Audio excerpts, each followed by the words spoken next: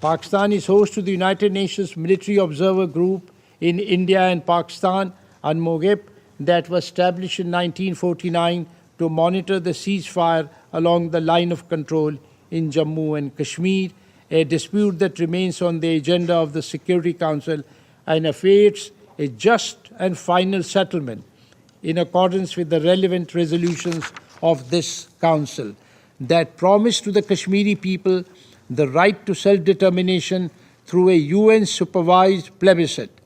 It is the responsibility of this Council to ensure the realization of that right for the Kashmiri people and promote a just and lasting settlement of the Jammu and Kashmir dispute by taking measures to implement its own resolutions.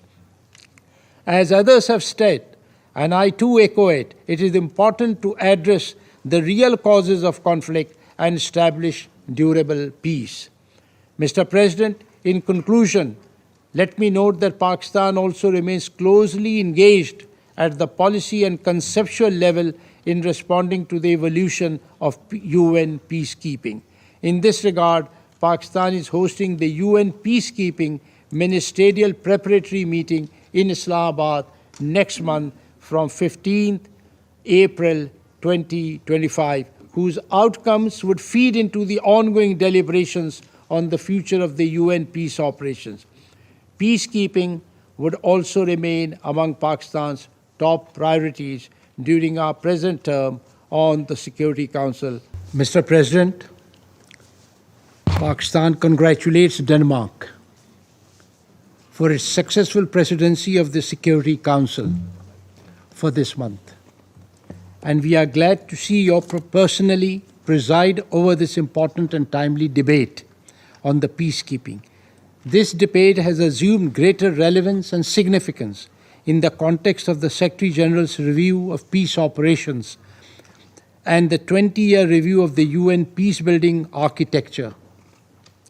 Keeping in view the importance of the UN peace operations for maintaining international peace and security, Pakistan has joined hands with Denmark and the Republic of Korea as trio to keep the focus of the Council on peace operations during our terms on the Council. We thank the Secretary General, Antonio Guterres, for shedding light on the challenges that UN peacekeeping operations face today and suggestions on how to make them more adaptable. We also thank Ms. Jenna Russo, Director of Research at the IPI, for her insightful briefing.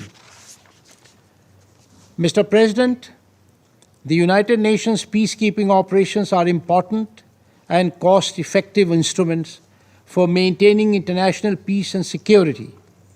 The first two peacekeeping operations, United Nations Truce Supervision Organization in the Middle East and the UN Military Observer Group in India and Pakistan, UNMOGIP, established in 1948 and 1949, exemplified the observation and monitoring type of operations for interstate conflicts. From there, the peace operations have evolved significantly over the past 76 years to meet the requirements of changing times and realities. Originally conceived for interstate conflicts, they have since also been applied in interstate conflicts and civil wars, undertaking multidimensional responsibilities of supporting the political processes, protecting civilians, assisting in the disarmament, demobilization, and reintegration of former combatants, restoring the rule of law, and building institutions, along with other important peacekeeping and peace-building mandates. Mr. President, it is noteworthy that over the past decade, the Security Council has not mandated a new peacekeeping operation, despite the apparent need on a few occasions. While this may hint at the challenges that the peace operations face today, in our view, the UN must not shy away from utilizing this tool that has continued to serve it so well. Yes, we need to continue to adapt peacekeeping to correspond to the evolving needs and to allow for more agile, tailored responses to existing, emerging, and future challenges. The new realities, Mr. President, and challenges that confront today's peace operations are increasingly shaped by 1. Divergent objectives and priorities resulting from increased geopolitical rivalries. 2. Lack of political will. 3. Insufficient allocation of resources.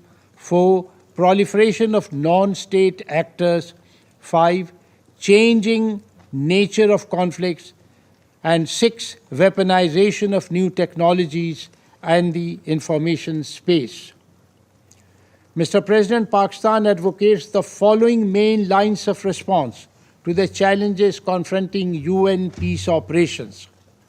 First, success of peacekeeping depends on strong political undertaking by the UN member states, particularly the Security Council.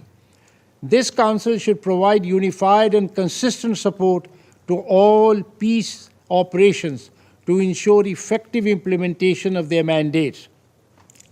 The space left by the UN and the Security Council is being increasingly filled by negative actors and soldiers of fortune in many theaters, thus proliferating the threats to international peace and security. This space needs to be reclaimed. Second, the Council should tailor the mandates of missions according to the realities on the ground. Mandates should be clear, focused, realistic, and achievable, from ceasefire monitoring to robust peacekeeping and enforcement to multidimensional missions. Each situation requires use of a different, customized approach that must serve the purpose. Third, for a path to success, peacekeeping operations should be deployed in support of clearly identified political objectives. The primacy of political solutions for the resolution of conflict should therefore continue to guide our work. Fourth, with a budget of 5.59 billion, UN peacekeeping worldwide constitutes just 0.3% of global military spending. Numerous studies have shown that UN peacekeeping is one of the most cost-effective ways of enhancing global security by addressing armed conflicts and saving lives. This Council must ensure that commensurate resources are placed at the disposal of peacekeepers to perform their mandates. Increasingly, the missions are asked to do more with less. This mismatch in resources, capabilities, and mandates must be addressed. Fifth, the weaponization of new technologies has increased the threats to the safety and security of the UN peacekeeping. Peacekeepers should receive appropriate training, modern equipment, and adequate resources to perform their mandates in a safe and effective manner. Sixth, it is also crucial that UN peacekeeping operations leave a positive legacy. For that, the transition and drawdowns should be deliberate, well thought out, and carefully planned and executed. Possible effects of drawdowns on overall peace and stability on ground and important objectives such as protection of civilians must remain the primary factor in decision making so that the gains made on the ground over the years are not reversed. Seventh, peace operations should always be part of a peace continuum approach. This entails a more proactive and systematic engagement with the Peacebuilding Commission. Tangible peacebuilding projects should start early in the life of multidimensional peacekeeping operations. This would facilitate sustained long-term peacebuilding support and funding while incentivizing cooperative relations with host countries. Lastly, the Secretary General's review of future of peace operations should be conducted with close and meaningful consultations with member states, particularly the troop contributing countries, to ensure that their perspectives are fully reflected. Mr. President, Pakistan has a long association with UN peacekeeping operations. We are a host country, one of the longest serving and leading troop contributor and a founding member of the Peacebuilding Commission. Over the years, Pakistan has deployed 235,000 peacekeepers in 48 missions across the globe.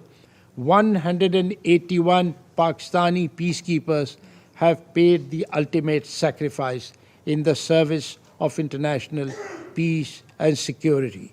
More than 3,267 Pakistani men and women are proudly serving in blue helmets in 7 missions today.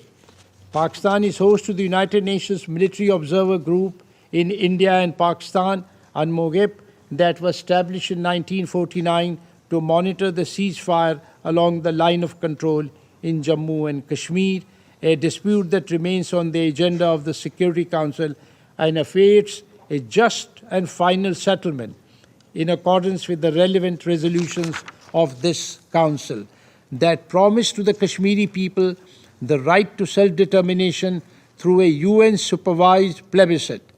It is the responsibility of this Council to ensure the realization of that right for the Kashmiri people and promote a just and lasting settlement of the Jammu and Kashmir dispute by taking measures to implement its own resolutions.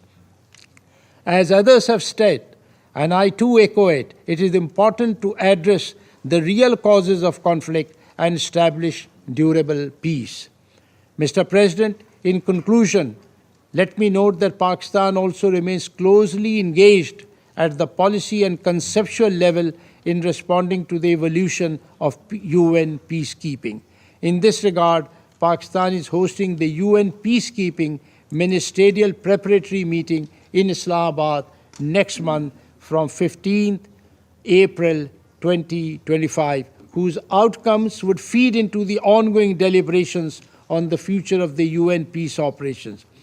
Peacekeeping would also remain among Pakistan's top priorities during our present term on the Security Council. I thank you, sir. I thank His Excellency Mr. Fatemi for his presentation.